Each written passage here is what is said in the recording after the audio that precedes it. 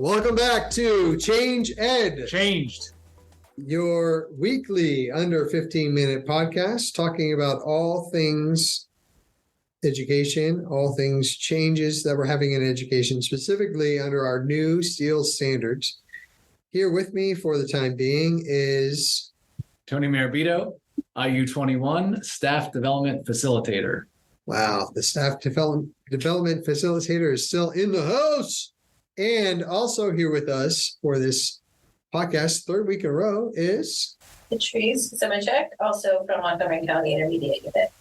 And I decided to go last today so that I could have the final word on introducing myself as the number one rated host in all of podcast land. My name is Andrew Kuhn. I am a project consultant for Montgomery County Intermediate Unit. Great to be here today. So we have been talking about three-dimensional learning.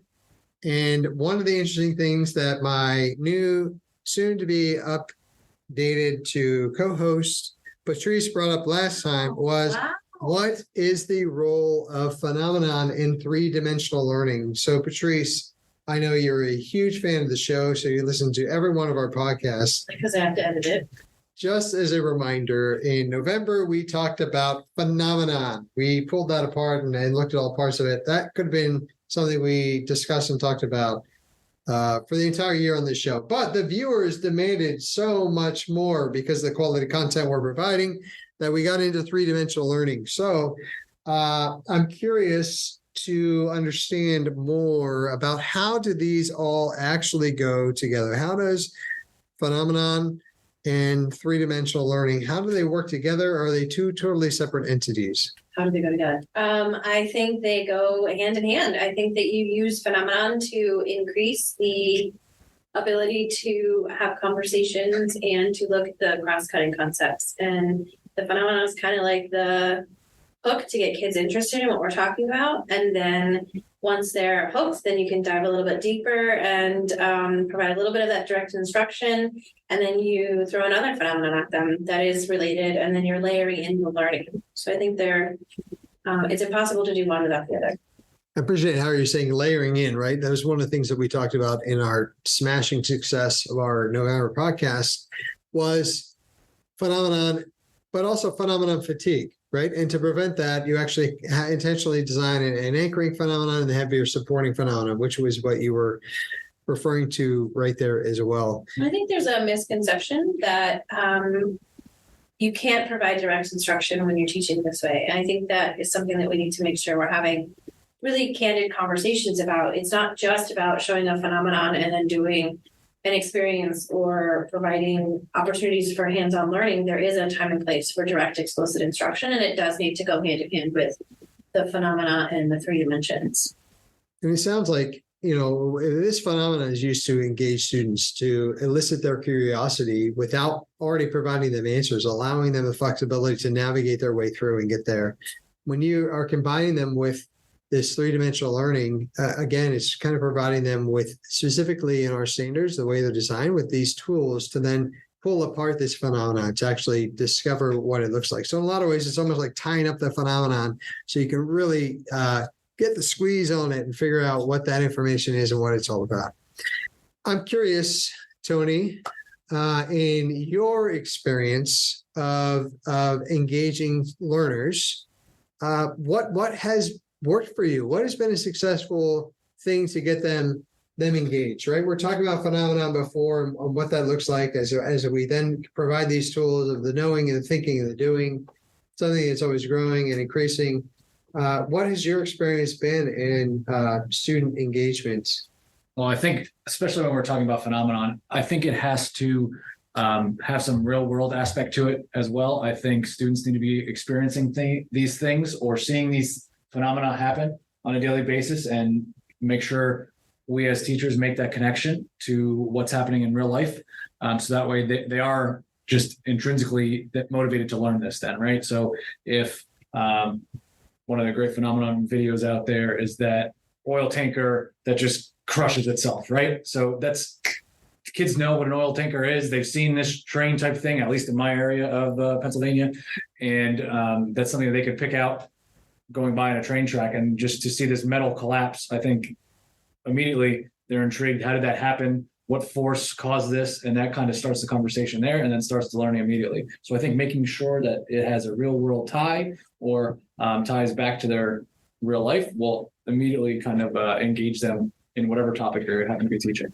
I think that's a really good analogy, but there's also the ability to, once you've seen that tanker kind of shrinking down and crushing into itself, to take it a step farther and say, now that you're hooked, let's talk about what happens. And I think this was in one of the things Brett Molding said when you guys had him on, was now what is it happening when I take like a milk jug outside and I'm throwing water outside? The same idea is happening, but it's something that's a little more tangible for them and might actually happen more often. So I think that's where the role of phenomenon is huge, in that it allows for us to get them hooked, but then we have to think a little bit deeper and differently to be able to bring it back to something that's going to happen potentially right in front of them. Yeah, Patrice, when Tony was sharing what he said, what I was really interested in was that he was sharing from Pennsylvania. He knows what an oil tanker is and a train. And I'm curious, do they have trains in Florida? And are you familiar with an oil tanker? First of all, I grew up in Florida, not a different country, and the trains were there. Some of them might have Mickey Mouse on them, but they were there. And I do know that oil does move in a tank. Well, I guess what I really was trying to get at was that not all phenomenon are relevant to everywhere in the country, and that different phenomena will relate and be more relevant to different parts. So specifically in Pennsylvania, the eastern side has different than the central and different than the western of their experiences and things that are important to them.